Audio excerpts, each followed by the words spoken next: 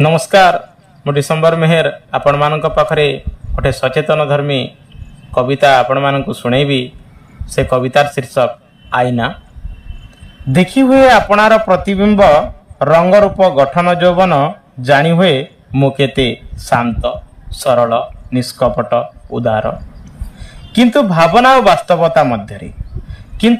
और वास्तवता मध्य तफात फरक अनेक। काच आईना जानी पारेनी सरलता कौन, मापी पारेनी उदारतार गभीरता।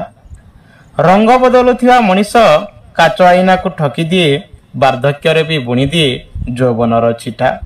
बुझी पारेनी हिंसा अहंकारी प्रकृति, किंतु निरीक्षण करुछि समाज रूपक आईना। निरीक्षण करुछि समाज रूपक आईना। बुझी पारे खल लोकंक छल, सफे दिए तुमे केते मिष्टभाषी। जगी बसीछि समाज आईना, जगी बसीछि समाज आईना।